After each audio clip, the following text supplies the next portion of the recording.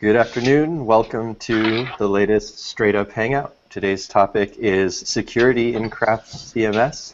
Straight Up Hangouts are presented by Barrel Strength Design and Pixel and Tonic. Today we have with us Brad Bell from Pixel and Tonic, Ben Croker from Put Your Lights On, and author of the new security plugin Sherlock, and Andrew Welch of NY Studio 107. All right, so to frame things, the topic is security. We all want our websites to be secure.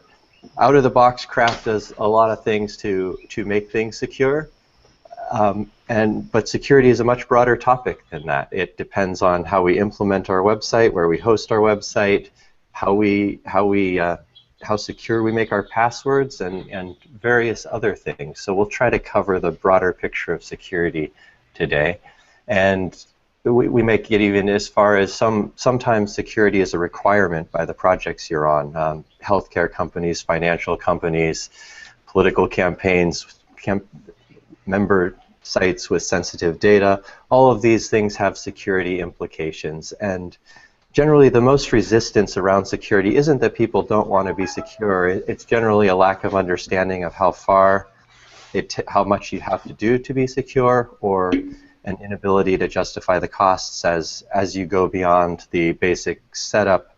It begins to become a question of how much time should we spend on the security measure. Security, by its nature, is a challenge of. It's a question of risk, and everything is going to have some level of risk in it. And we have to make the decisions in our projects of how valuable it is, how important it is to try to start mitigating that risk. I like to compare the decision about security costs to insurance, which is an instrument that's designed to help mitigate risk. And if you purchase a $25 Walkman, you don't need insurance, or you shouldn't need insurance. If you purchase a $1,000 television, again, probably don't need insurance for it. If something goes wrong, you might be able to purchase that again without needing to be paying an additional monthly fee. As you get into your $20,000 car or several $100,000 house, or your own life and your future income stream, insurance for cars and houses and auto or health insurance becomes more important and more valuable to consider how much you're spending on it to mitigate against bigger risks that might happen. Yeah, so Ben, as you're planning, Ben, I would say that to dovetail off of what you were saying, that security becomes an important part of every project after the site gets hacked, right? Yes. Yeah. To tie that into the, you can have a site that lives for 10 years and point to it saying, I never did a thing to make that secure.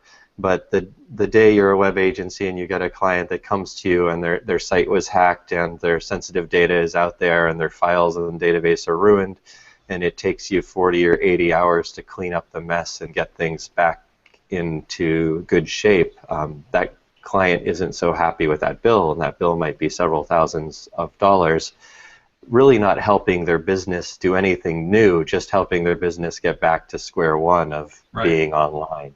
And they will blame you, very likely.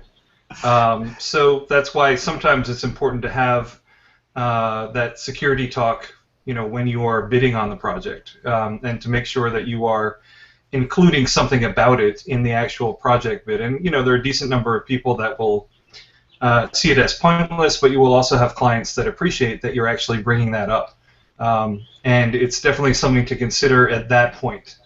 And I like the way that you suggested framing it from a insurance point of view. And I think that's something that people can relate to, and you can say, look, this is unlikely to happen, but we should budget a little bit of time to make sure that it doesn't happen or is unlikely to happen. Agreed. Yeah, and a lot of times it takes that conversation, making people aware of it, and at least at that point, if they say no, that you've said your part, and if they do have to come back to you because something got hacked. Well, I think the nice thing is that the news these days has made it really easy to have that conversation, right? When you talk about some of these documents that have been leaked, due to an insecurity in a WordPress plugin, right? Everyone has heard about that, and you can just mention it. Like, you don't want to be those guys, you know? Yeah. And that's WordPress is a really good benefit for this. right. But what I'm saying is that it's because it's actually in national news. It's something that just about everyone is aware of, and it makes having that discussion quite a bit easier. You can just say, look, you don't want to be the guy that your company is in the headlines just like these guys were, you know? I don't want people finding my offshore bank accounts, that's for sure. I'm sure they're well hidden down in the Caribbean, Brad. Right. Yeah, so we're going to start with a little more discussion here, and then we're going to start going through the Craft security, the Securing Craft article, which suggests maybe 10 or 12 ways to take extra steps to make sure things are secure in Craft. And so I guess Ben, Brad, Andrew, any other topics to start off with of why we should care about security?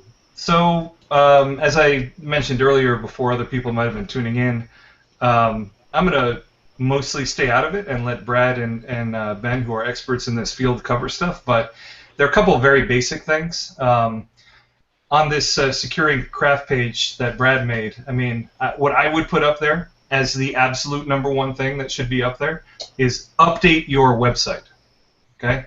One of the main reasons why there are vulnerabilities out there is just that people are not updating. You know, when there is a security vulnerability, whether it's WordPress or, you know, as far as I know, there aren't any in Craft, but whatever you're using, you should always be keeping it up to date. And there should be some kind of a budget in your proposal, whether it's a retainer or whatever, or educate your clients how to do it. But I think the #1 thing that people can be doing to try and keep things secure is just updating. You know, keep things up to date, because I can't tell you how many older websites I've seen, whether it's WordPress or ModX or any number of other platforms that have known security vulnerabilities and they are just not updated. And that includes the server that it's running on too, you know? In this case, Andrew, you said it. If you don't update, the problem becomes kind of a public knowledge problem, and nobody might really hate you or want to hurt your business or anything. They just might be a high school student that's practicing their new script on the internet, and they can go to a site and see that certain content management systems or server technologies have holes in them. Yep. And then they can just run a script across the internet looking for those holes, and your site might get caught in the crossfire. So a lot of times it's not anything malicious towards you. It's just somebody goofing off or trying to drive traffic to their page that gets advertising dollars or something like that. Well, that's the thing. Is, you know, and I don't. The focus of this isn't to get into the underbelly too much, but it's even more sinister than that. Most of the time, it's not, you know, an individual person that's doing this. There's a whole community of, you know, they trade vulnerabilities and scripts and hacks and that kind of stuff, and usually it's just a bot that is going through its automated list of known exploits and is randomly trying stuff, and then it phones home when it's discovered a vulnerability. So it's not that anyone is targeting you, and it's not even most of the time that it's an individual. It's an automated system that is constantly probing the internet for known vulnerabilities, and it definitely exacerbates the problem if you do not update, because once a vulnerability becomes known, it gets rolled into the little cocktail recipe of what these bots are looking for, and it's not a matter of if, it's a matter of when your site will get hacked, because these bots crawl the internet the same way that Google crawls the internet to index it, only they're crawling it looking for websites that have known vulnerabilities.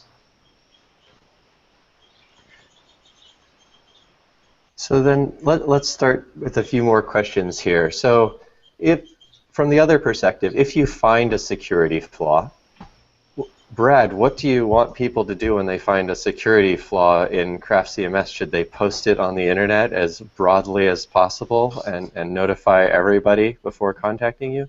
That's exactly what not to do. So usual, you know, disclosure practice is it's kind of just industry standard. You contact the vendor, and then you give them basically 30 days. You let them know about the exploit and provide any methods of reproducing it, and give them 30 days before you publish anywhere, and that's kind of like just the nice, responsible thing to do. And we've had a couple 3 or 4 people write into to Craft with different various things like that, and they've all been very responsible with it so far. So we'd like to continue to encourage that. And what steps do you take internally on your team and with the product to act on that type of information? Well, some of them take a while to wrap your head around. So you might go back and forth with the disclosure, and then we'll all talk it over internally. Some of them are minor enough, or they're so impractical to exploit that the best thing to do is to write an article in Securing Craft to kind of educate people. Just because it's it's impractical for us to guard against it, in the software itself. But yeah, if at all possible, we'll fix it. We'll get a release out. We can cut updates pretty quick. We've got the ability. We've never had to do it, but we've got the ability to mark releases as critical updates. So if there's a major security vulnerability that maybe somebody didn't disclose it to us, and so it's a big risk. We'll mark a release as critical, and then it gets special treatment in the control panel. You get a big red flashy thing, probably like a marquee flash tag or something. And then we would encourage people to update and kind of go through that process. And you do try to make updating as easy as possible for people in your product, which is part of the security benefits of it. Right. Yeah, that's one huge side benefit of the whole auto update process is you get to push out any of those security fixes as quick as possible. Yeah. Great. So then more broadly to the group here, and Brad as well again, how much is Craft responsible for security, and how much are other products and services that Craft is interacting with responsible for security? If I'm a web developer, do I just choose Craft and that's the end of the day, or how many other things do I have to worry about as well that are part of this security question for my website? I'm not sure I'm following. Like Craft dependencies? Is that what you're talking about? Yeah, well, I think one thing we do when we build a website is choose a secure piece of software like Craft. We say it has security benefits. I'm going to have a website that's more secure by choosing it. But then I might go and choose a hosting company that's not secure, or choose a handful of plugins that aren't secure, or not encrypt my data. So how much is it Craft's responsibility to be secure?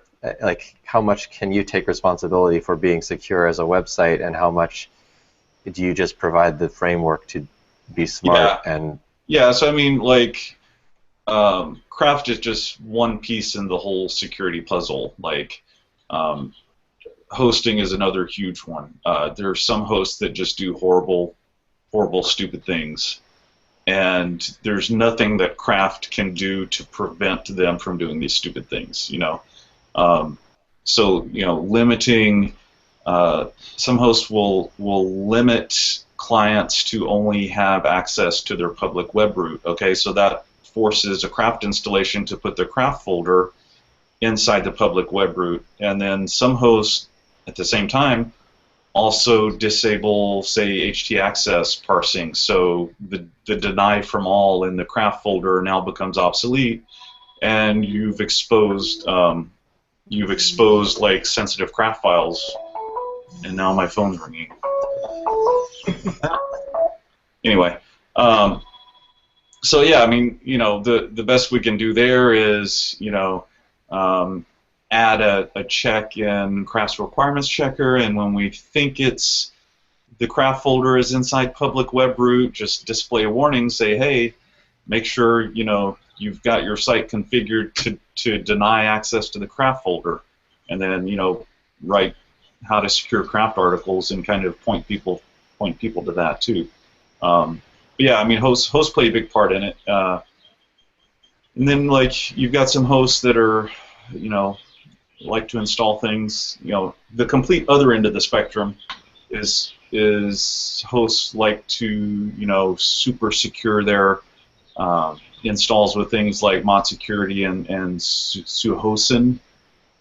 I think I never pronounced that right. And then that kind of goes to the other end of the scale, and in my opinion, like those end up causing more headache than they're typically worth, like the security they provide. But it's all a balancing act. Like you're mitigating your risk, and the more you kind of lock things down, then like you typically get more user experience headaches, and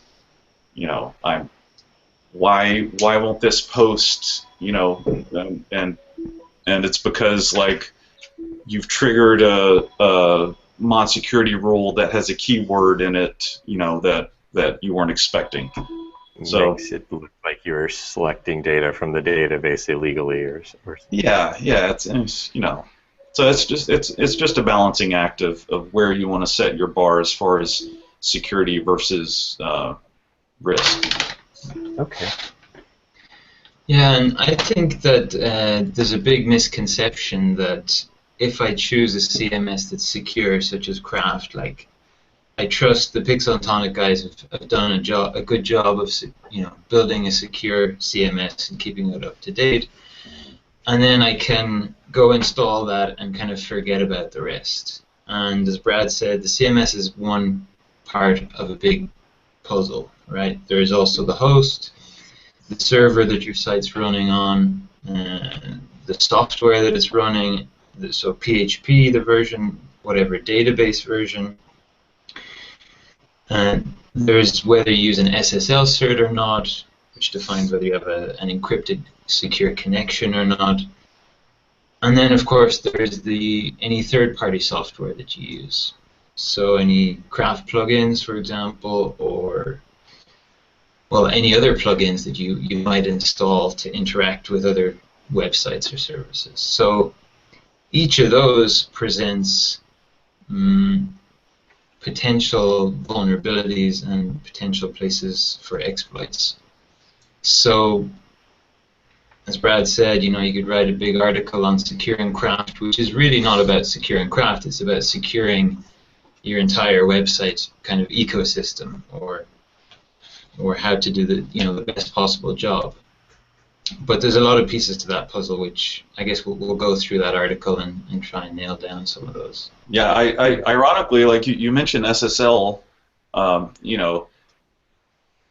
there are things like the industry standard library on most Unix installations to utilize SSL is the OpenSSL library.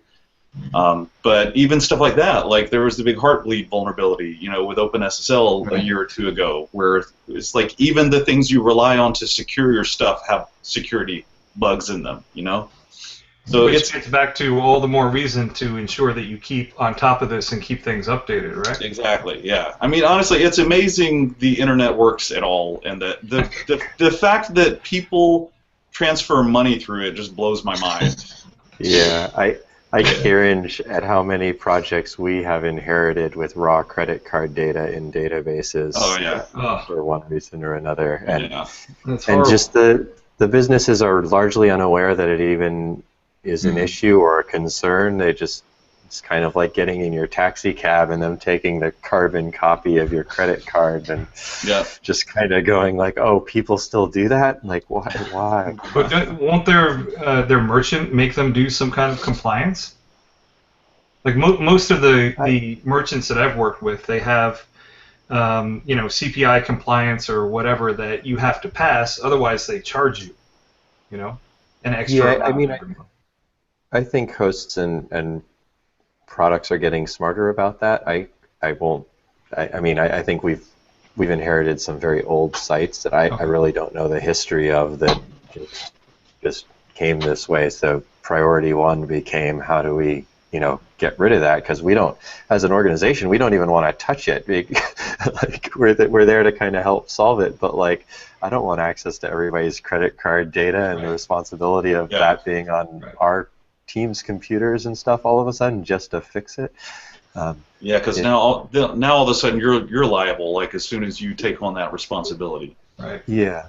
I think the bigger, and I keep harping on it, but it's really true. The bigger thing is staying on top of things and keeping things updated the same way that you get up every morning and you brush your teeth every morning, right? You Mhm. can't just build a website, put it there, and assume that everything is going to be fine. There needs to be some amount of regular maintenance or stewardship that is done on it, and whether that is you doing it or it's managed hosting or whatever, but someone somewhere should be doing some kind of regular maintenance on the stuff that you deploy.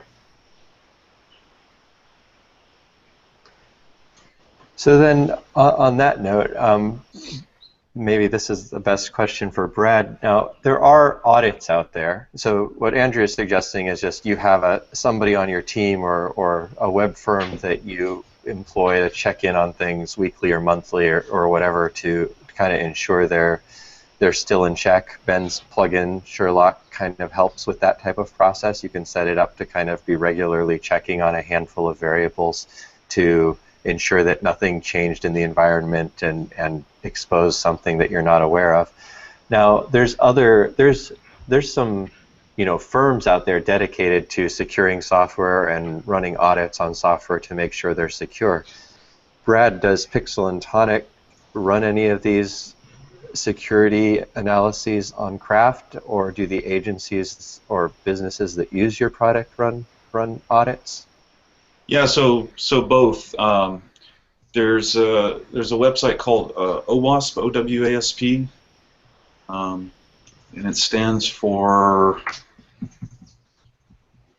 www.owasp.org. I have no idea what. Open Web Application Security Project, and they've got some automated security scanning tools, and we've definitely run the Craft code base against them, and then a lot of, I'd say probably a dozen, 15 times now, like agencies will use Craft for their clients, and their clients have these security requirements, so they either have like their own in-house security teams do a security audit of Craft, or they will farm it out to like a third-party security service, and they've always passed the results on to us, and any issues that they find, we'll address. It's never been anything critical, but some of those things like some of the third-party stuff, even to run like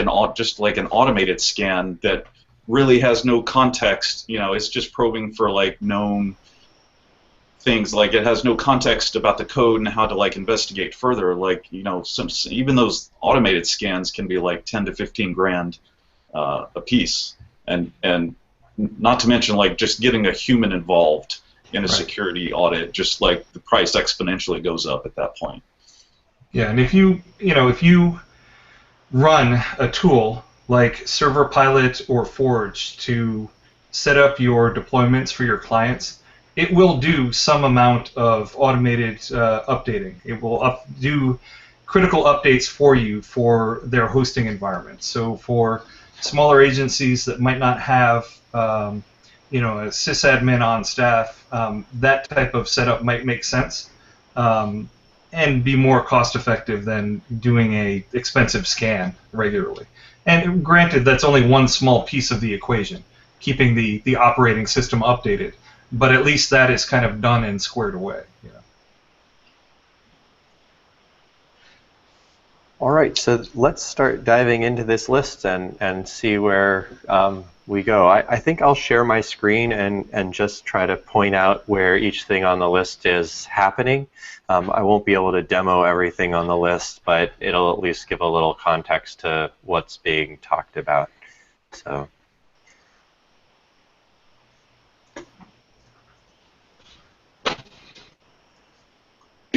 All right. All right, so this is the page on the Craft site called Securing Craft, and we're just going to be kind of going down this list of items of things you should do, make part of your setup process, or check in about regularly if you need to.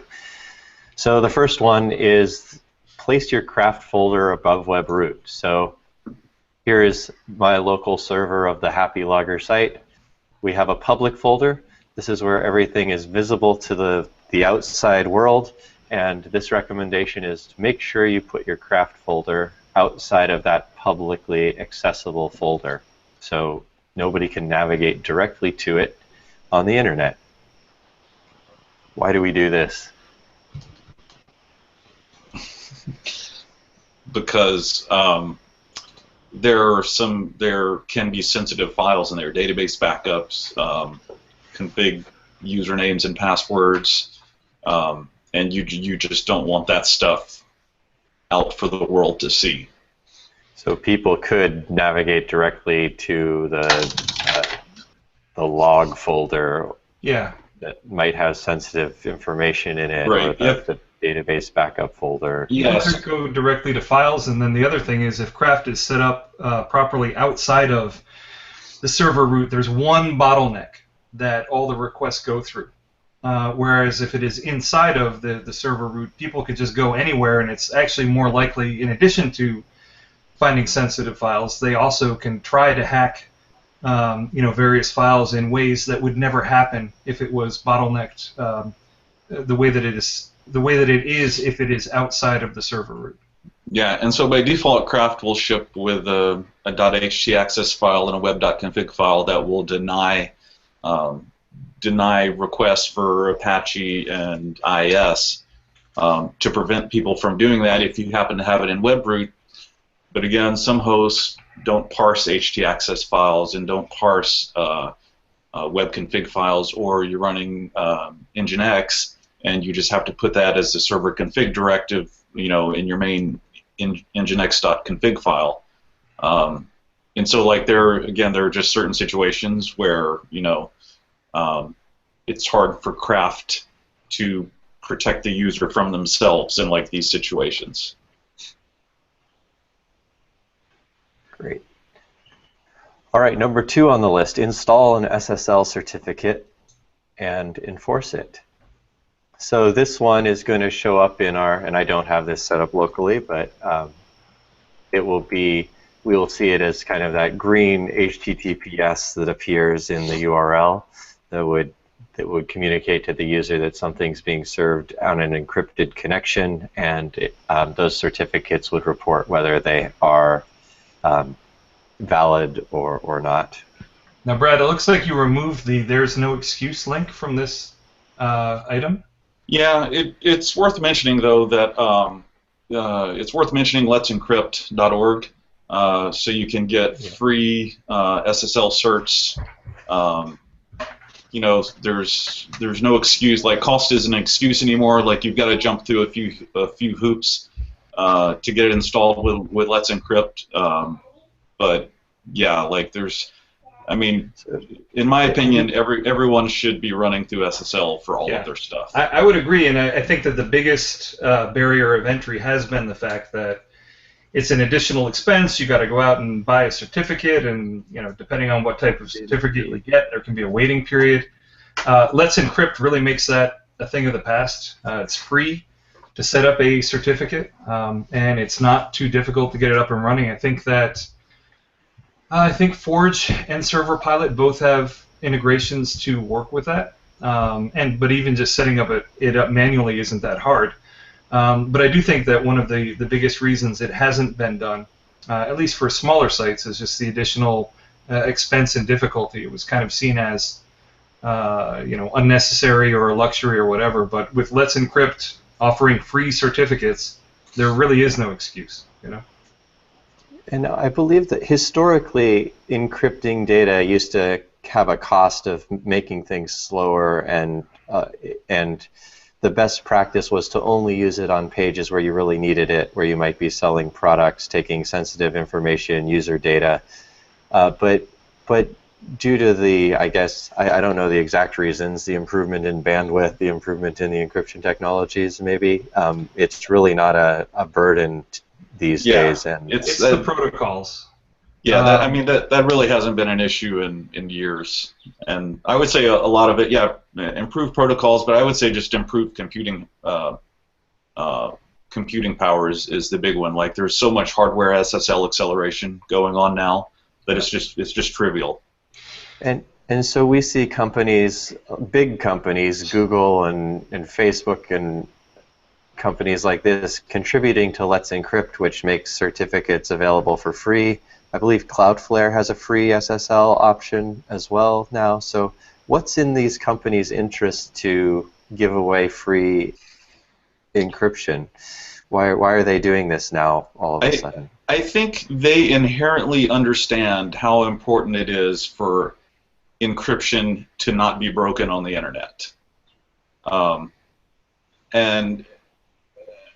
just the things with, like, the NSA being able to snoop and all. Let's get political. How about that? That always ends well, right? Like, nice job, Brad. Yeah. I just think, like, like with senators and stuff, like trying to regulate like backdoors and encryption and stuff. Like, to me, this is the counter response to that. Like, this is the companies getting together and saying, no, you can't. Like, if you do that, then the internet fundamentally breaks. Like, nobody can trust any encrypted data anymore. So it helps them protect their users and own products. Well, look, I mean, all of these companies are internet businesses, right? Yeah. And if you sell cars, you want to have a good highway system in place. Otherwise, no one's going to buy a car and drive it, right?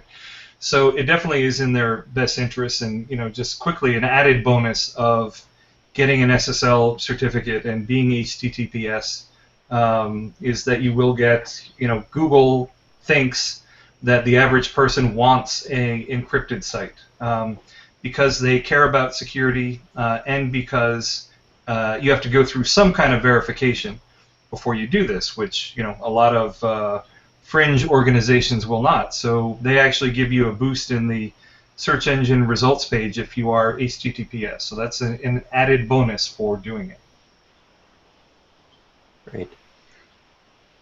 All right, next up on the list, enable all Purify HTML rich text field settings. Hey, Ben, can we just back up a little bit? Yeah, because sure. I think it's worth noting that although it's most important to force HTTPS on the control panel for obvious reasons because there's authentication happening, but at the same time, if you're going to do that, you might as well do it on the front end, especially if you have public membership, in which case it may very well be that you have a public so a front-end login page, which has nothing to do with the control panel. And if you're not encrypting that, then you're sending usernames and passwords in plain text. So I would go so far as, if you're going to do it on the control panel, do it on the front end. Google won't penalize you. It's a no-brainer. Yeah. Yeah, absolutely. That's a good point. It should be done site-wide. There really is no reason to secure just a part of your website anymore. Yeah. And this might be obvious, but I think it's worth mentioning. It's important to force HTTPS. Yes. So in your htaccess file, don't allow people to visit the insecure version of your website. Yeah, and that's a simple redirect rule that you would put in your htaccess or conf file, and basically when anyone tries to access the insecure version of your site, it just forces it to go to the secure one. Now, Brad, users can purchase Craft in their control panel as well, and they are not required to have HTTPS on the control panel when they make that purchase. Are there any security considerations around that? No, and we've got an excellent support article explaining how the hoops we jump through to make that secure, and I will find the link to it. How in-app purchasing is secure. I'm not real sure the best place to share this. If you share it in the Hangout or send it to me directly, I can add it to the show notes. I'll do the backstage there.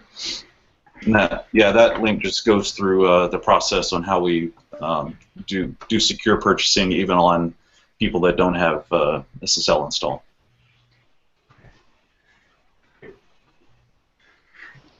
All right then. And Brad, you just denied Ben his moment. He thought he had you nailed to the wall. No. Brad, we know Brad's one step ahead of us all. That was Ben's Oprah moment. He was just dashed. Yeah, he was trying to get me to cry. Yeah. All right, well, let's then look at the next one on the list. We'll see if we can get Brad on this one. Enable all Purify HTML rich text settings. And so we'll show where that is on.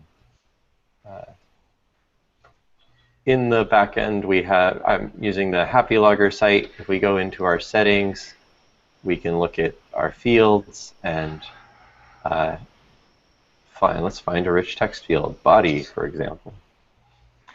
And body is a rich text field, and down here at the bottom we have this option, Purify HTML, removes potentially malicious code on save by running submitted data through HTML Purifier. So I believe, and correct me if this can be clarified further, this is an issue because if we look at one of our work entries here, certain fields on the back end are plain text, so when they render, they're not trying to process HTML or script tags or anything on the page. The rich text field, however, processes HTML, so if you throw something like a script tag in there, it's going to try to run it. And so if you're not stripping out a script that might be running or CSS that might be styling something differently, you could potentially run into a situation where somebody submits data that does something that you don't want it to do on your website.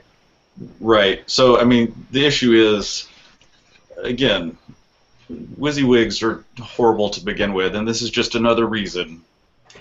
In the long list of reasons they're horrible, but everything else that gets output gets encoded, so that issues like this don't occur. But when you output WYSIWYG, you have to output it in its raw format, and that's the issue. Like, if somebody puts anything malicious in there, then the browser's just going to execute it. So by enabling the Purify HTML, which runs all the input through HTML Purifier at htmlpurifier.org,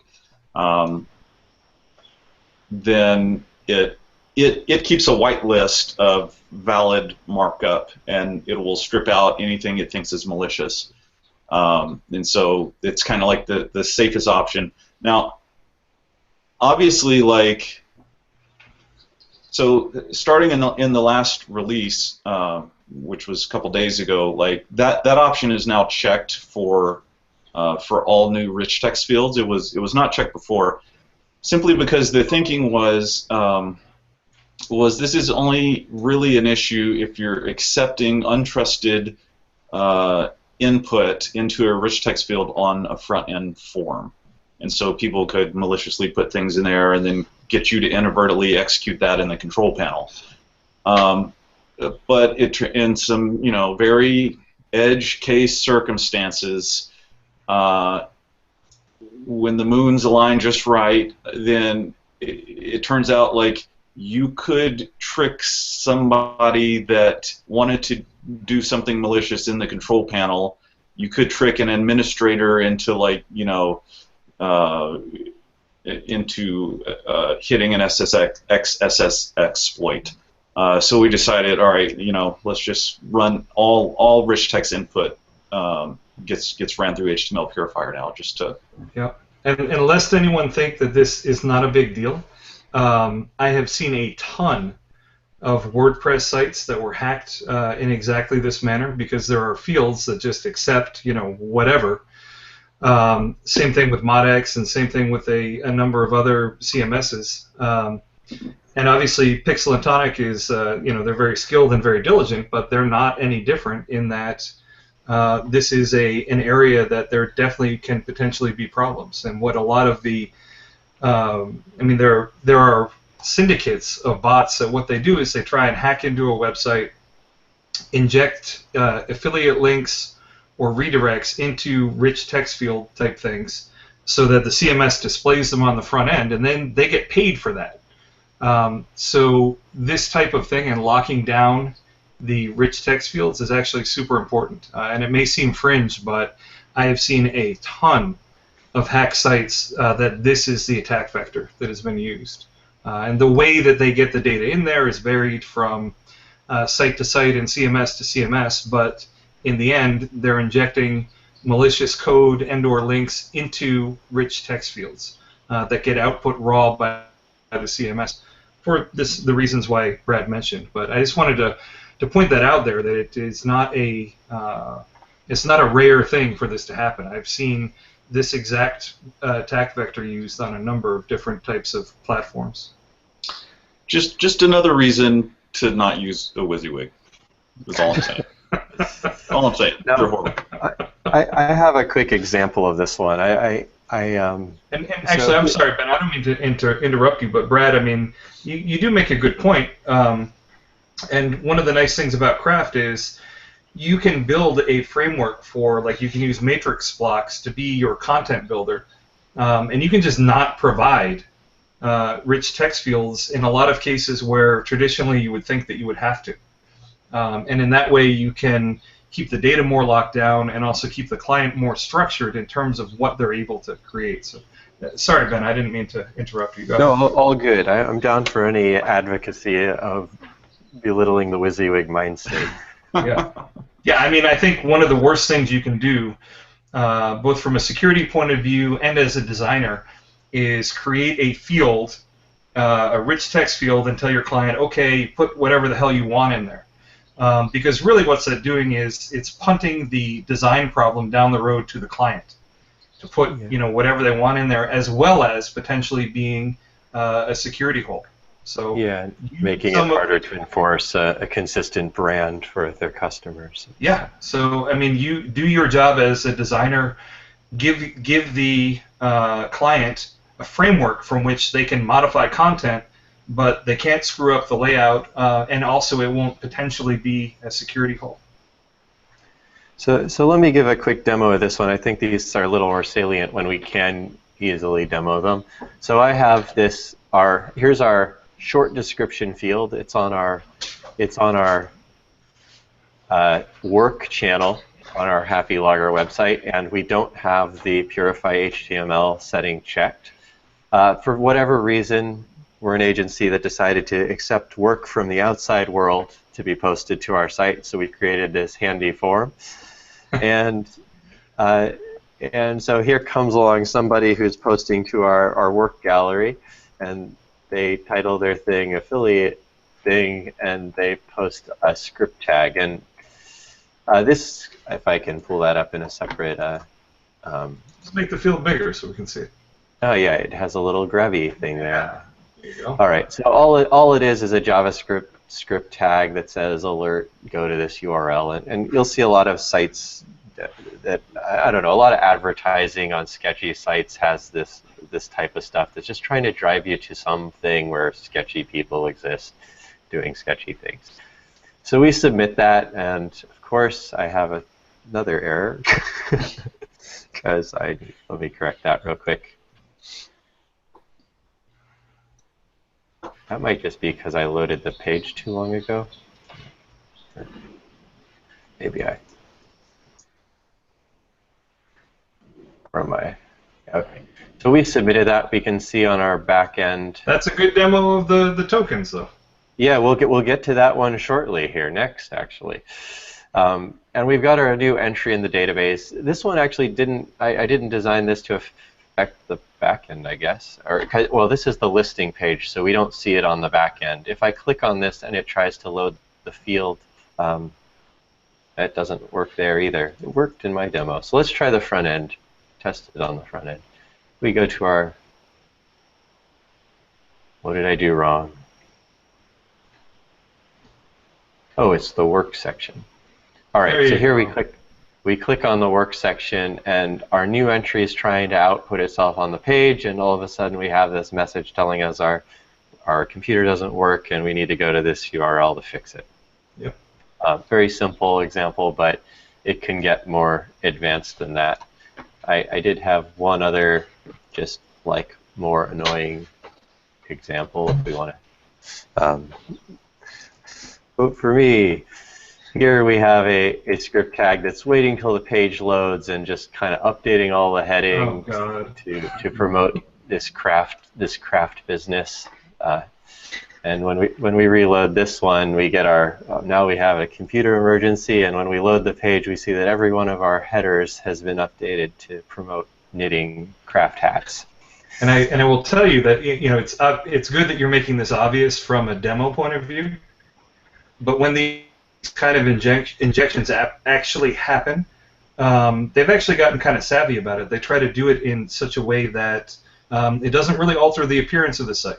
And it's not an obvious thing, but if like you click on a link, it will open something in a new tab or whatever. So yeah, I've seen one too that was like IP restricted. So somehow they had kind of they weren't displaying the redirect to U.S. customers, but anywhere else in the world that visited the site, it would redirect people to somewhere else. So and I've seen them where it only happens sometimes, and they try to be kind of smart about how they attach themselves to the site, because the last thing they want to do is for someone to see this obvious error and then try to go in and fix it. Yeah. Great. And we're talking about rich text fields here, but if you're not cautious about using the raw filter in Twig and you're outputting text area fields or even text fields using the raw filter, then there's potential for the same thing to happen because because HTML or JavaScript code will just be output in raw format. So I think Twig has a new line to NL to BR, I think. Yes. So so that's probably something better to use than raw if you're allowing people to add HTML tags to text area fields. Or just teach your clients Markdown and just run it through Markdown.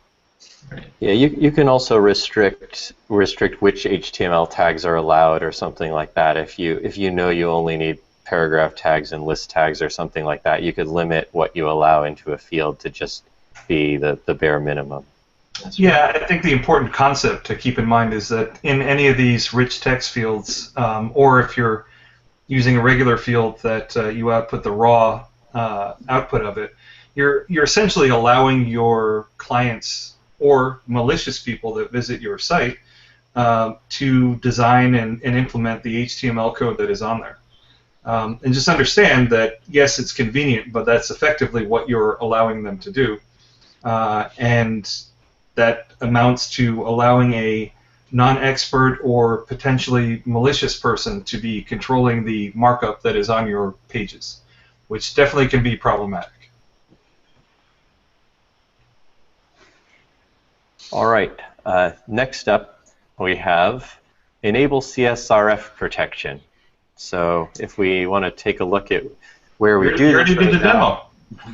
We did. You saw the a form I real-world submitted. demo. It was perfect.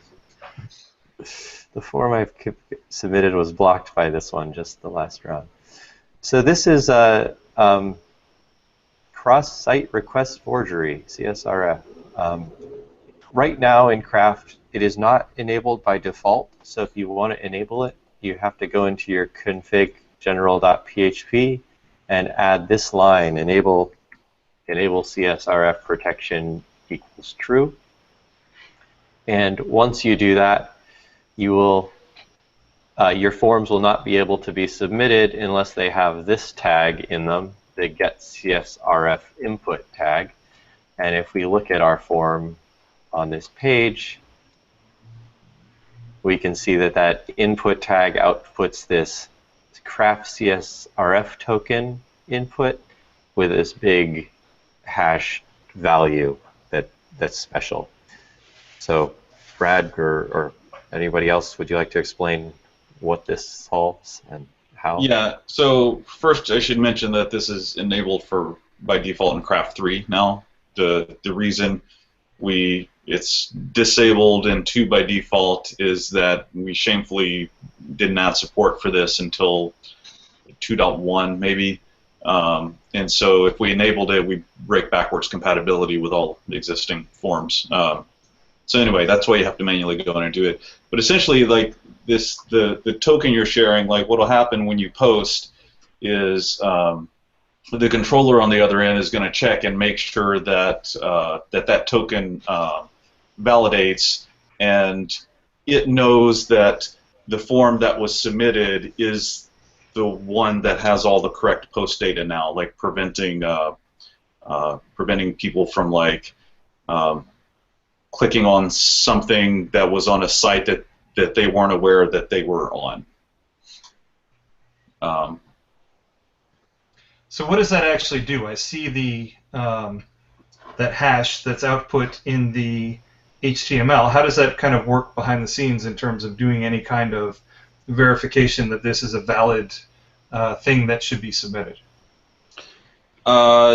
There's an algorithm it goes through. I'd have to go back through the code to look at it. It's been a while. Well, just in a simplistic, high-level way, it must match that against something else, right? Yeah. Well, yeah. It matches the post data against the value in the CSRF cookie. Okay. To make sure that they match up. So is there a cookie here too that I should demo? Yeah, if you go under network resources. Here's our cookie. So when does this cookie get placed? When the form loads for the first time? Right, yeah. As soon as it sees CSRF protections enabled. Okay. And is this cookie always the same, or does it change every time a form is loaded? I believe it will only change when the session changes, so that'll be identical for as long as your session's valid. So we shouldn't cache it. Right. Don't Right, cache it. I've spent hours. The first time I learned about this, I spent hours troubleshooting really weird behavior that you sound insane when you describe it online in a Q&A forum, because you're like, when I reload the third time it behaves like this, but in the second time it's, and so don't cache it. You don't get to cache your forms for this reason. And actually, you had a funny moment there earlier, Ben. You said, and let's have a look at our cookie, and then it switched to Ben Crocker's smiling face.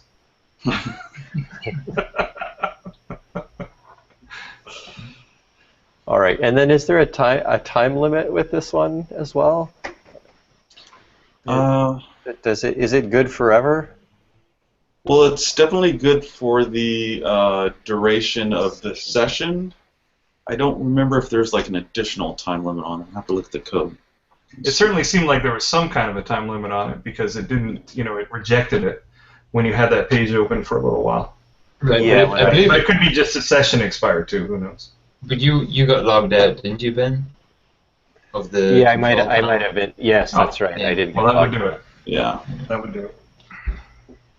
And in my mind, CSRF, or particularly this setting in Craft, is the one single most important thing to do. Like, it's great to hear that it'll be set by default in version 3, but for now, I think it's of the utmost importance that everybody go and enable that setting. It does mean you'll have to add that twig tag to your templates as well, but beyond that, there's not much more involved. I think the docs have been pretty good about, everywhere that I remember seeing them, that was always included. and even before I knew what the hell it was, I was including it.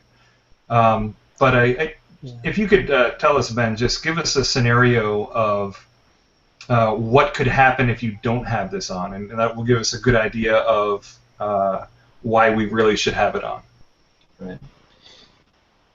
So, what CSRF does essentially, high level here, is it ensures that the action that you're submitting happens from the actual website on which Craft is installed.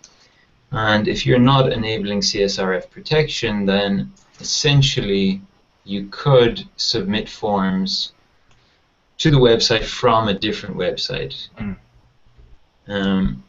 Or someone could even write a script to dump random data into your form, right? Yeah. It depends on the permissions that you have set on your server.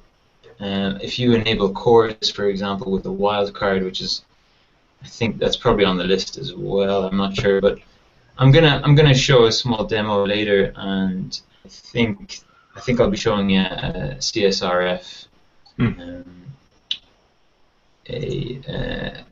attack that without CSRF will get through. So in simplistic terms, it might be, it's just a way to ensure that an actual human is on your website submitting the form, as opposed to a bot or another website that is dumping data into your form that you don't want. Yeah, it may be a bot, but it's ensuring that they're on your website, that they're not doing it from a different website. Okay. So some of the comments say make sure you're not in an iframe on a separate website that somebody else controls or something mimicking your website, I believe. Yeah, and there's actually a good security header that we can talk about later on in the list that prevents like iframes from loading. So. Or all right. Prevents your site from being loaded in an iframe, I should say. All right, so next on the list, make sure you're running a recent version of PHP. I believe we heard Ben say this at the beginning of the call. What happens if we don't have a recent version of PHP, Ben? I don't think it was me, but essentially, PHP 5. You said keep the software up to date, or the server software up to date. Oh yeah, okay. Well, PHP 5.5 is not, well, it is supported, but there are no new developmental support. There's only security updates, and those will end, I can see in your screen share, in July 2016. So after that point, if you haven't upgraded to PHP 5.6 or preferably 7, then you're running a version of PHP which isn't getting security updates anymore. If you're on PHP 5.4 or 5.3 or older, then that end of life is long gone, and you're essentially running a version of PHP that is not getting security updates anymore. To compound the issue, I think you might even run into if you're on a way later version of PHP, you might even run into a scenario where you can't update Craft or a particular plugin any longer to get the latest security updates because they require a newer version of PHP. So you might be exposing yourself to a whole other range of exploitations that you can't prevent against. Yeah. Well, Craft supports as far back as 5.3, but I suspect that's going to change in Craft 3. Yeah, it's at a minimum 3 is going to be 5.5, and we're going to look at the kind of the install base numbers and like seriously consider 5.6 for 3. Yeah, and this again gets back to keep everything updated. I have seen that kind of vicious cycle of, well, we can't update the CMS because it's running an old version of PHP, and there are security issues in that version of the CMS, but and it ends up just being a nightmare, and it is, all these pieces do play in together, and it really does make sense to keep them all as up to date as possible for the simple reason that, okay, let's say I've got an old version of a CMS that I can't upgrade it because it's running an old version of PHP. Well, there may be a vulnerability in that old version of PHP, and then you're just praying that your site isn't discovered and hacked, which is pretty terrible. Now, if we want to check our version of PHP, if we log into the Craft control panel and go down to the footer, we'll find a little server info link, which takes us to the requirement page, and it'll give us a little overview of, here we have PHP version at the top. It gives us a little note, PHP 5.3 or higher is required, and we get our check mark. Click on PHP info. And, yeah, if you want to know your actual version. And if PHP info is going to be more, what's the... It's somewhere, it's version right at the top. Search on version. Yeah. There we go. So locally, I'm running PHP version 7. Yay! Yeah, we try to do all our development now on version 7 and only downgrade when sites need us to. It helps us rule out any errors on the future. That's a great added side benefit. PHP 7 is amazing in terms of speed, and you will get, as well as security updates, you will get performance updates as technology marches on. So, again, build retainers into the contracts that you do with your clients so that you can keep things up to date, to keep them secure, and then also reap the benefits of new technologies as they come out. And I think we're spilling over into the next one on the list here. Keep Craft and all of your installed plugins updated. So we've mentioned this several times now, and I would put that at the top. Yeah. Craft gives us this nice little star. That hack that's in the news with all those leaked documents, that comes from a plugin for WordPress of all things, and it's something dumb. It's like a flex slider plugin thing, whatever. But those attack vectors can definitely happen. So be judicious about the plugins that you use and keep them updated, for sure. Otherwise, you might be the next headline.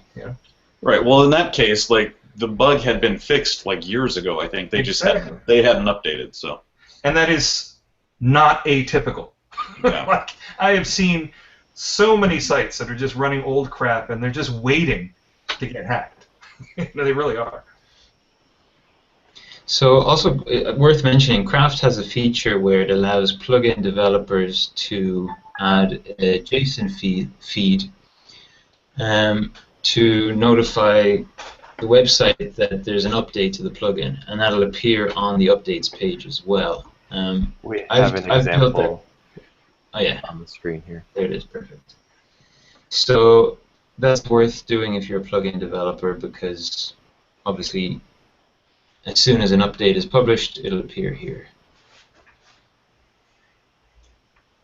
Now, Ben, did you have an example you wanted to talk through about not updating plugins and what could happen? Or sure, yeah. Is this a good time for that, or do we want to push it back a little more? I can do it now, yeah. I have to share my screen. Start. So.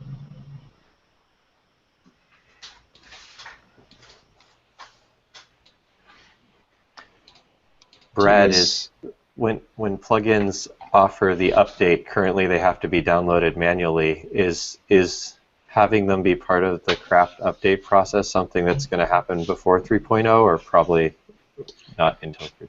No, that'll come with 3.0 and the plugin store, the plugin auto update. Commerce already does it. Don't think we didn't notice. Yeah, well, that one got hacked in. An exploit. So, they had do you guys see my screen? Yeah. Yes. I'll focus on your screen, Ben, so it sticks to you. So I'm going to demonstrate. Maybe raise your font size a little bit. I'm going to demonstrate some code, and hopefully it's not too complex. I tried to keep it simple here. So I have this dummy plugin, and here we're in the controller. which basically allows people to access the actions of this plugin. And this isn't a very smart plugin. It allows people to set a user's name by ID. So what we do here is we assume that a request parameter comes in with an ID, and if that user exists and is found in the system, then we're going to update their first name to whatever is submitted as a name parameter, and then save the user and output a success message. Otherwise, we'll output user not found. Now, another thing that this plugin and this controller has is allowing anonymous access to all methods, which is something you probably do not want to do. But it's just for demonstration purposes that a plugin that contains this kind of code can present vulnerabilities. So this is my account locally, and I have a different website over here. This is dev. One thing to note, I wonder, can I see this here? In the network is, well, I'm not sure if it'll appear, but CORS is enabled, which allows this website dev to make AJAX calls to this site Craft. So these are on different domains. And I think in the network tab it will show you when the request is actually loaded. It should be, you should be able to see the headers, and you should be able to see the core stuff there too. right. Anyway, go ahead. You got to refresh the page to get it. Yeah. We believe you. Anyway, go ahead. Yeah. You're going to see it anyway, so. Okay. So here all I'm doing is I'm using a jQuery command get, which sends an AJAX request to the Craft site. I'm calling the dummy action set name by ID. I know that the ID of my account is 14, and I want to set the name to Jim. And when I do that, I can see that it comes back as success. So a different website, I'm not logged in, and when I refresh this page, we'll see that my name, and I'm an admin here, my first name has been changed. Yeah, and I think this illustrates an excellent point, which is Craft provides a great framework, but plugins can do pretty much whatever they want. So you do have to be careful about the plugins that you end up using. Right. So that's a pretty trivial example, I would say. But let me show what happens when we turn on CSRF protection. And we tried to do the same thing. This time, do I have to refresh the page? Yeah. Oh, okay. So let me go back here. So the reason that this is a vulnerable plugin is because we're basically accepting any parameter. What we probably want to do is require that it comes in as a post, and then say get post. You can do that for both of these. It'll mean that we can't just send a URL. It'll be a post request. But without CSRF protection, we can simply get around that by calling post AJAX command, and again set name by ID, set it to 14, and we'll set the name, and that should also result in a success.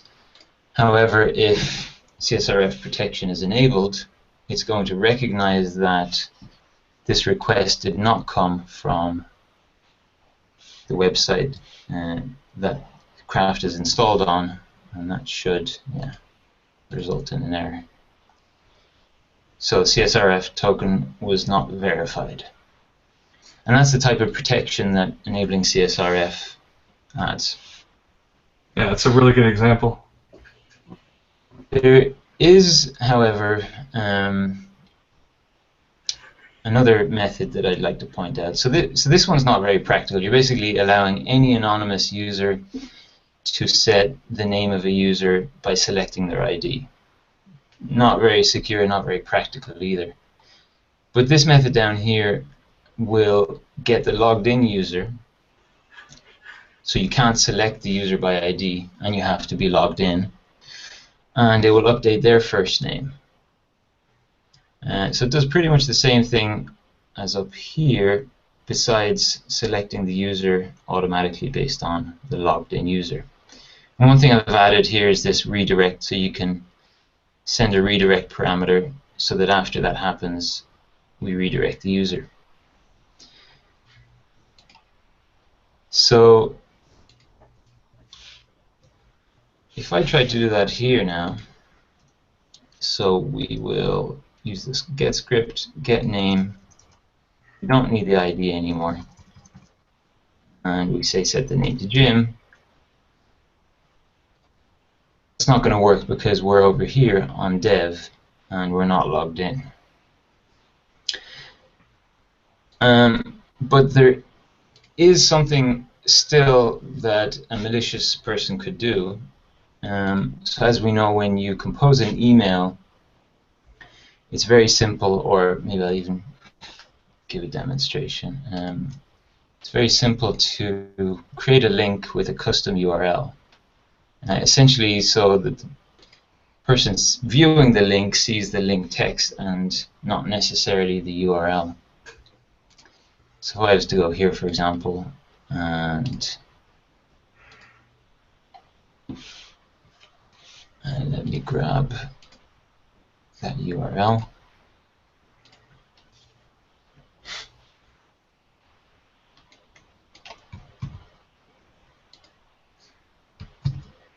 So there's the URL, for example, and let's say CMS.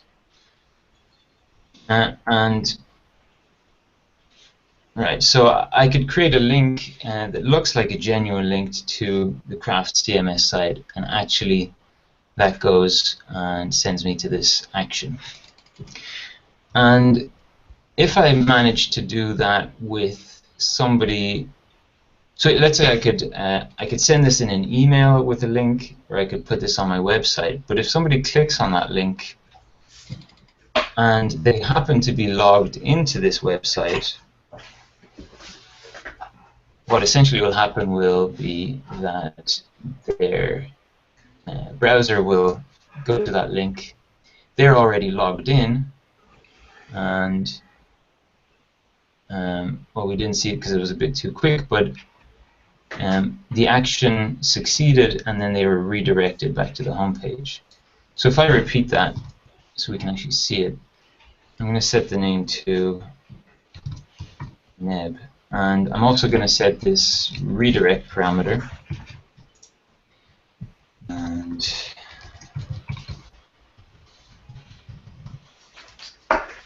so if we look at that, we're saying set the name of the current logged in user to neb and then redirect to the craftcms.com site.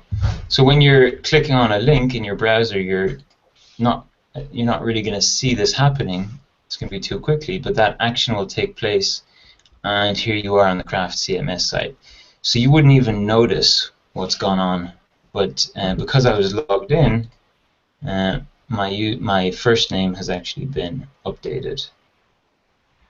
So it did its malicious thing, and then took us to a site or to a URL that looks like it did what we wanted it to do. Exactly. And this is a trivial example. I'm just updating the first name, but I mean, if I updated the email, for example, I could, then go to the login screen and say forgot password, and Yep. with my email address. So that is something that CSRF protection will help with, provided I was to change this to get post. So doing something like this, get param, is not a very secure thing to do because that will allow either a get or a post request to come in. It's better to require post, get post, and require post parameters to come in, and then enable CSRF protection. So that's a demo of how you could do something. You could create a very vulnerable plugin unbeknownst to you. It's probably worth mentioning that in your example of changing the email, for email and password specifically, we require the current user's password in order for either of those to change, just to guard against attack vectors like that. That's right. Yeah. What about like a lost password link? Or is that what you're saying? No. Well, I'm saying, like, in order to change any user's email or password, you have to provide your own credentials first. So if I'm a user on a site and I forgot my password, Right. Well, I can get it to mail me a link. Right. And I should be able to use that link to then log in and set a new password because I forgot my old one, right? Right. Yeah, you can do that. So how does that? In that case, Andrew, you're getting the updated password to an email that you've already approved in the system. Right. You verified ownership of that email address. I see. So you're saying this hack would not allow that email address to be changed. I got it. Yeah. I got it. I'm sorry. But there's plenty of other malicious things you could do. Sure. Yeah. Possibly upgrading your permissions to an admin or. Right, and that kind of showing this exploit makes it clear, and it's something I'm guilty of sometimes too, is don't have your admin account be called admin, because people could try to target that account specifically, knowing that it probably has escalated privileges. Mm-hmm.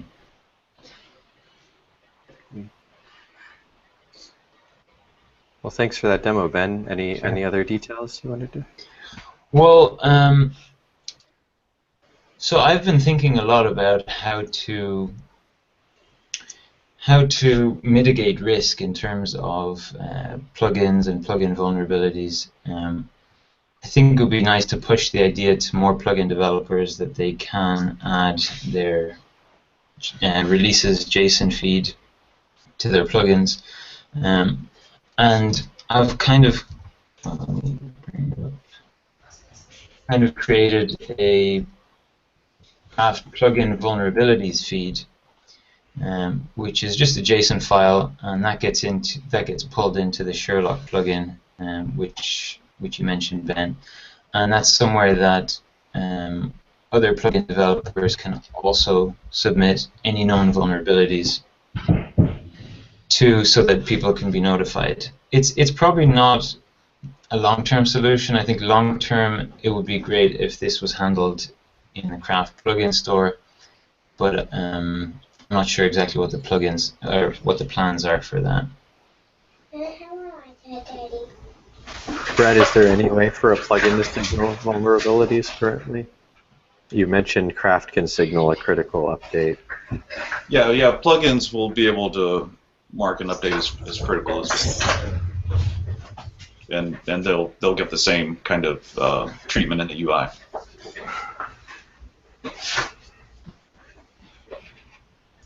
Sorry, guys, I got a junior developer that just joined me here. Security expert. Yes, he is. He can break into anything. All right. Well, great. I think some of these things, it's great to have experimental, features in the community that help the primary product figure out what the best way to implement changes. So good to see you trying to solve that problem, Ben.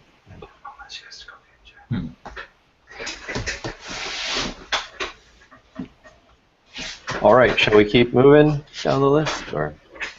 got a couple more. Yeah. All right. All right, then next on the list is check your permissions. We probably touched base on this too.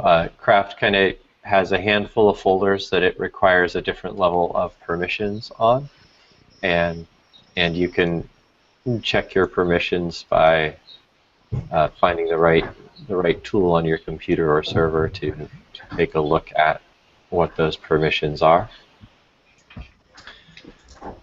Yeah, and I guess this is my time to jump in. That I wrote a shell script for myself I think it's linked that I right use. in. What's that? I think it's linked right from the Securing Yes. Craft docs too. Yes. Well, the reason it's linked in is, Brad can't use Google, so a couple times a week he says, "What's that link to that security script that you've got?" No. Anyway, so now it's linked in there.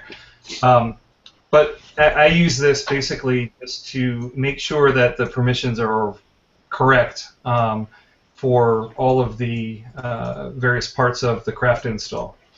And like it says in the notes, I mean, the basic paradigm is that the entire directory is owned by a user that is not the web server, right?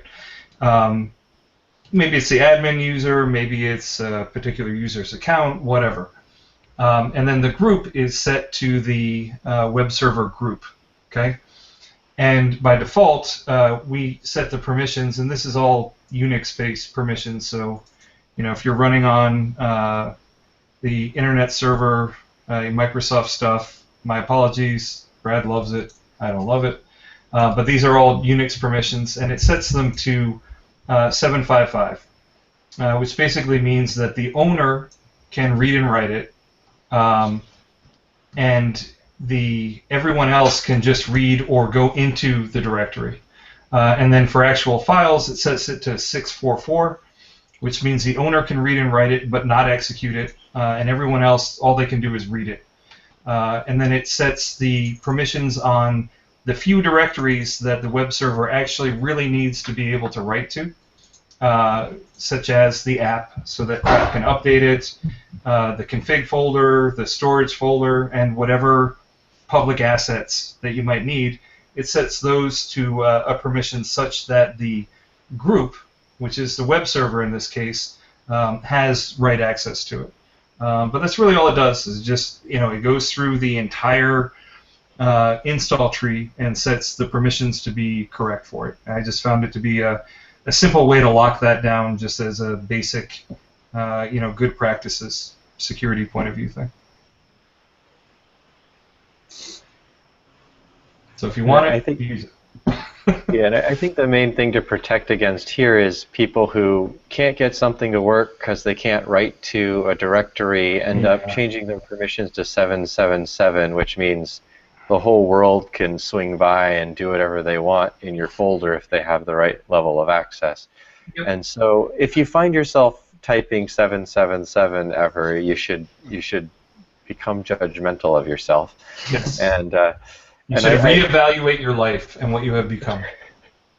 And does anybody have a good example of what could happen there? I think it might be something close to what Ben was showing with one site talking to another and misbehaving. If you're on a shared server and you have a bunch of open files, somebody else with the right level of access might be able to do something that you don't want them to do. Or what is a good example of what somebody could do if you expose yourself? Well, now, like, if you've 777, then you've given PHP or that script, like, through any exploit point, whether it's XSS or CSRF, you've given PHP the ability to completely do whatever it wants to the file system now. So that script can write new files that deliver a payload that's now probing your network for whatever it wants. It's kind of the worst possible option. Yeah, it's like you're running naked through a really bad part of town with $100 bills strapped to your body. You know, I mean, potentially nothing will go wrong, but it's pretty likely that something very bad could happen. Now, Brad, why do you folks even add 777 as an option in the docs? Yeah, that's a good point. We should probably take it off. I mean, like, it does. To be fair, it does say like if you're living life on the edge or something like that, doesn't it? Yeah. No, I know you're not advocating for it in the docs, and I know some people are on servers where they don't have any other option, which should suggest change servers and hosting companies immediately. So sometimes it is needed, so I can see it. I just wondered if there was a... Yeah, I mean that's kind of a balance of like, you know, for when people do read the docs, which is pretty rare. Like, okay, well now they're going to end up just shooting emails to support. You know, hey, I can't get it going, and so I don't know. It's like a balancing act. Yeah, I mean, one of the reasons I wrote this script is I found that a lot of people just aren't really sure, you know, what a good strategy is for doing this kind of thing. So this gives you a reasonable base to go with in terms of the web server really should only write to a very few things. And yeah, I mean, if 777 is your only option, I would reconsider your hosting company. I mean, yeah, run 777 like locally, you know, on dev or something. But like on production, yeah. Yeah, I mean, to go with our analogy, I mean, you may lounge around your house in your underwear, but don't go out in public like that, right? All right. Next up, we have review config settings on a per site basis, and this recommendation has, I don't know, 10 or so different settings that can be overridden. They have sensible defaults, but some of them might affect how secure your website is. Right. And maybe Brad, yeah, can you give a summary of what's here and why? Yeah, I mean, so the reason like you want to review these on a per site basis is just because like a site's requirements might be like if you're running a user registration or like, you know, a highly trafficked public user registration site, then or for example like you're running let's say sensitive, you know, you're a bank, you're running sensitive data, and like you want to limit, like highly lock down the number of times somebody can attempt to log in with a failed password. So like maybe you give them like 2 chances and that's it, and then after 2 invalid times, like you either completely just lock their account until an administrator goes to unlock them, or you lock them out for 24 hours before they can try again. So like a lot of these have to do with settings like that, and there's not like a blanket answer for every site. Like there's reasonable defaults that we've picked, but you should like go through and kind of review these one by one just to make sure that the defaults make sense for the site you're on, or you know, you might need to tighten things down a little or loosen them some too. So maybe to give an example of how some of these settings can start helping, one of the things that I think, one of the easiest exploits that gets exploited is just people with bad passwords are easy to crack. And so I wanted to just, so here I have a few passwords. Here's your standards, like it needs to be 8 characters long, make it as hard as possible to read. And if we put this in this little tool, howsecureismypassword.net, we'll see that if somebody writes a computer program that just starts banging on your password hash trying to guess what it is, it might take them 19 minutes to crack that password. Now, if we just make that password all A's and 12 characters long, we've increased the time it would take to brute force crack that password by several weeks.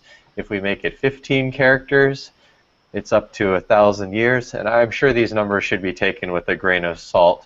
And then if we kind of take that XKCD approach of just use a couple words that you like and put them next to each other, and it's easy to remember, we get a trillion years if we just use the name of a show that we know, and maybe we throw in an exclamation mark or something at the end, or some character in the middle to make it a little more complex. But so now I bring this up because if we do have shorter passwords, we can still increase the time that it takes to crack them in a brute force way if we start adjusting these settings. So what Brad said, if you fail to guess the password in 2 tries, you put a lock on that person's account for 5 minutes.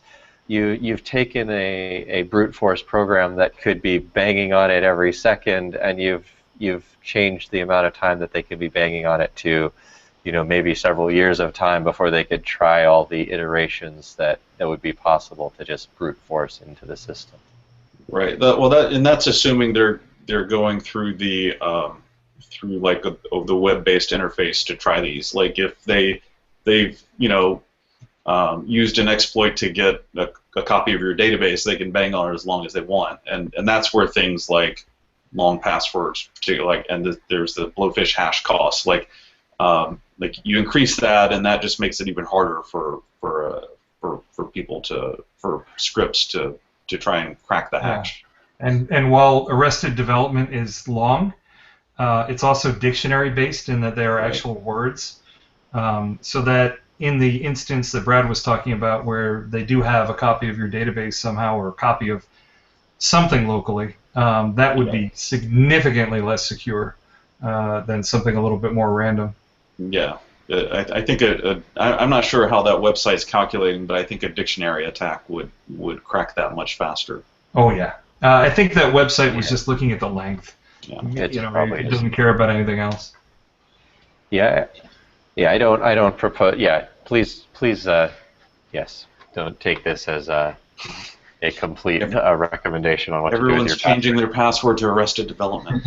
Well, I mean, realistically these days, whether you're using third-party software like 1Password, or you're on a Mac and you're using the keychain stuff, you can have very long external passwords that you will never have to remember. So there's no real great excuse for not having a very, very difficult password. And if your password is the name of your pet followed by the number 9, then you shouldn't be doing that.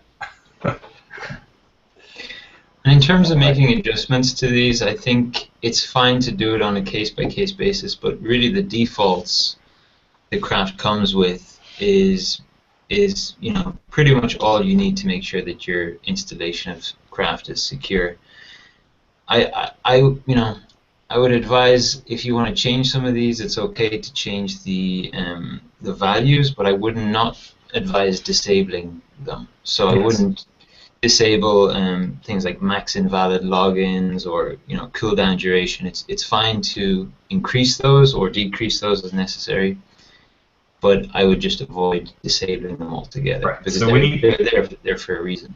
Right. So when you have a client that the exec VP keeps getting pissed off because he forgets his password and he gets locked out of Craft, that's not a reason to disable it. That is a reason to find a way to help him remember it, or to use software that will remember it for him with some kind of a mastered password to unlock. But you raise a really good point, Ben, in that I have seen, due to client annoyance or misunderstanding, where some of these things get turned off when it's really a bad idea to do that.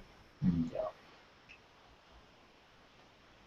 All right, next up, securityheaders.io. So it says, we can set security headers for the front end of the site. Your server should be configured to send these security headers. So this is a server level setup. Yep. And who would like to speak to what this is? Go for it, Brad. So basically, go to securityheaders.io. Go to that website. And then run Craft through there, https craftcms.com, and it's going to go through and see. You got to put HTTPS in front. Okay. Because you're forcing HTTPS. Right. You're a B student. I'm a B student. And there's an explanation for like all the specific headers it's looking for. If you scroll down a little bit. Ben, can you just pin your screen so we can see it? Yeah. I have my screen selected. You might need to. Oh, okay. On your end? Just for the recording, I meant. But if that happens, Yeah, I have it selected for the recording. Yeah, so there's like the ones we passed down there. X-frame options tells browsers that your site should not be able to be loaded in an iframe, and so that prevents like a clickjacking attack. XSS, try saying that fast. I believe that's like specific to like older versions of Internet Explorer. And so, there's just all these various headers. The ones, like the two we didn't implement, the CSP stuff, that's kind of just like you're given the browser a white list of domains that resources can be loaded from on your site, and it'll block anything that's not in that white list. Kind of a pain to maintain. We actually tried it for a while. But it ended up being like kind of a pain to maintain. But like it's a perfectly valid thing, that you might want to look for on your site. And public key pins is just is like installing certificates on your server to validate that your site is what it says it is. So we haven't done that one either. But it's like a case by case thing you should go through. As you're building out sites. So this just makes it harder for somebody to request something that they shouldn't be requesting on your server. Yeah. It's just, these are all helpful in preventing potential attack vectors. And just to clarify, the way that these things get added is in your config file for Apache or Nginx, and it's basically as simple as add header and away you go. Yeah, you could you could even set them from your Craft templates if you want, Ah, true. With the header tag. Yeah, with the header tag. So it doesn't matter how they get there. I mean, I one of the reasons I like the idea of doing it server wide is just that everything is going to do it. You won't forget about it. But yeah, I forgot that. You could actually do it via Craft too. That makes sense. Yeah. The only thing that might not make sense kind of server-wide like that is the CSP stuff, since I imagine that would change per project. Yes. And I don't blame you for not implementing it because it is a pain in the butt. Yeah. All right. And is there anything to consider if somebody felt they need to do this in their templates? They put it in the base layout file at the top. Are there any trade-offs to beyond maintainability to having it there? No, nothing I can think of. No, I mean it doesn't matter. Like Brad said, it doesn't matter how the header gets there. I like to do it globally just so I don't have to worry about it. But I do tend to serve more than one site from the same box. But if you're just spinning up something with Server Pilot or Forge, you can just add it in there. That'll work fine too. In the Craft template, I should say. That's what I meant. What I've actually done, Ben, is I've got this in the latest release of Sherlock, so I've just got a little light switch in the settings which will do this for you on the front end.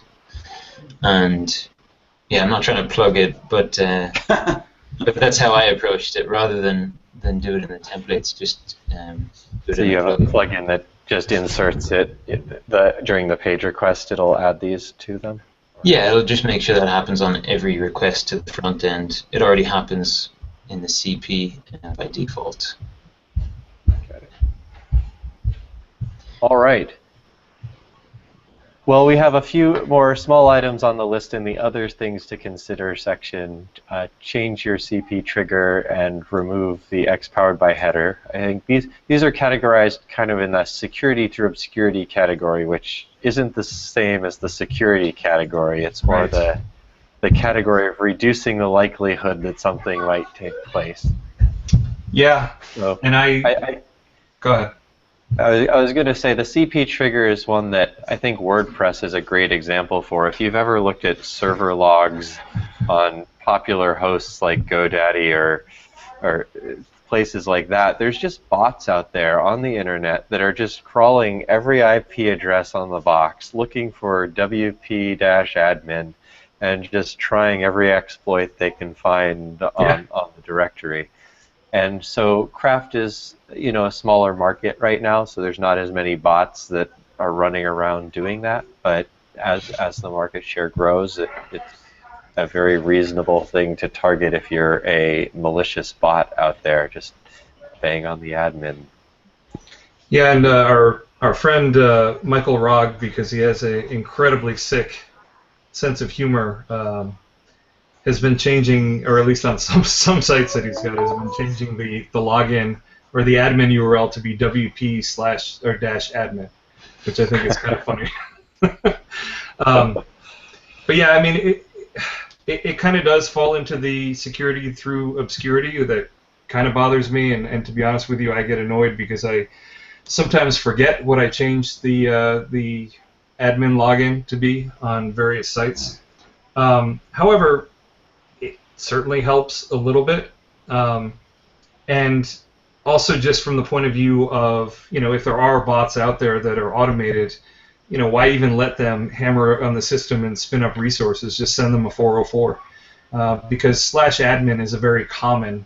It's Craft isn't unique in that is a very common place for people to log into the admin interface. And by changing it to something else, it'll send 404s to these bots rather than trying to spin up the whole Craft login stuff. Yeah. It makes sense. It kind of annoys me to have to do it, but yeah. Yeah. I think the one thing I've run into with it on some shared hosts, they have to whitelist which admin URLs exist to know how to, for some mod security rules, so which are trying to protect against malicious SQL queries and injections and stuff. So if you change your admin URL to something that's not whitelisted in mod security, you could create a scenario where you are trying to submit a perfectly reasonable article that says the word select and from in it, and mod security is blocking you because it thinks you're trying to query the database. So one thing to keep in mind if you're on a shared host, that changing that can have some side effects sometimes. And then removing the X-powered by editor is just reducing the amount of information out there. This is general recommended best practice when you have for any software that you server software or whatever. Try not to expose what it is to the public. It's nice that you know what you're working with, but if they know, they just have more chances of knowing how to exploit the situation. Again, security through obscurity. There's 50 other ways you can figure out if a site's running Craft or not, but this is the obvious one that people would go to. I leave the header in there so that Brad and company get all the credit. No, but I mean seriously, some of these security through obscurity things, I mean, while they're not going to hurt, just make sure that they're not being done as a way to avoid doing the actual security work that you should be doing.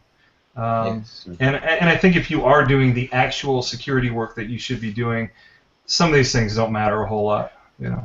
Yeah. Yes. Yeah. Most importantly, doing it on a regular basis. Yes. All right.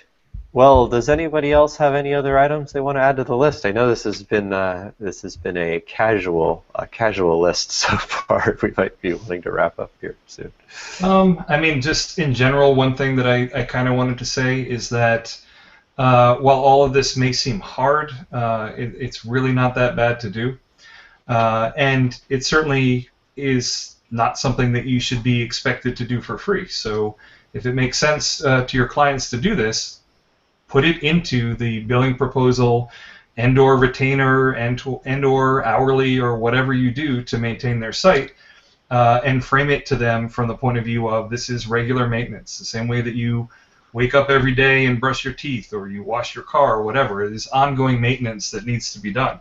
And we're very accepting of the idea of ongoing maintenance of, say, your motor vehicle, because things can break down over time. Well, it's kind of similar with software, in that as exploits are found or as software is updated and improves, there is maintenance that should be done.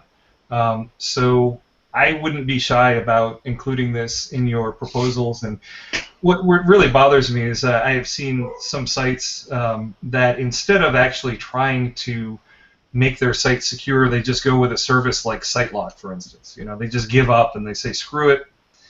We're not going to actually fix anything. We're just going to put this third-party service between us and our server. And I've had nightmares trying to sort out all sorts of issues that come from that. And the fees that they end up paying for that would be better spent paying you to actually do real maintenance on their actual web server, in my opinion. And go ahead and buy Ben's plugin, Sherlock, and Yes. just help automate the process for you. Right. And then bill your clients an ungodly amount of money. I will say, thank you, Brad, but I will say that I'm going to release a free version of Sherlock, which has most of the features built into it. It just doesn't have some of the things like the email notifications. But that will be, I just haven't got around to it, but that'll probably be next week. And hopefully at some point in the future you have the idea of a Sherlock server where I can add, oh, I'm serious, where I can add all of my sites that I have that are running Sherlock and log into one place and see the health of all of them, you know, for sites that I maintain. I think that would be fantastic. Consider it on the list. Nice. All right, well, thank you, everybody. I'm going to wrap up. Did we get any questions, or did we just put everyone to sleep? What happened? I didn't see any questions. Yeah, I I'm should. sure everyone's asleep. If anybody has a question, flag us. And Anyone who's sleeping and not paying attention, we're going to hack your site. Okay. We've had a nice group of viewers. So, all right, it? we'll save any further questions for the next round when we look at security in craft commerce or something like that. Sounds good. All right. Well, our topic next week is JavaScript in the control panel. Brandon's going to be with us and go into some detail of all the fancy JavaScript and how it's helping our craft user experience and plugins work on the back end there. This is a weekly event. Brad, are you going to have the full documentation for the JavaScript that is used in the control panel up and ready by next week? No.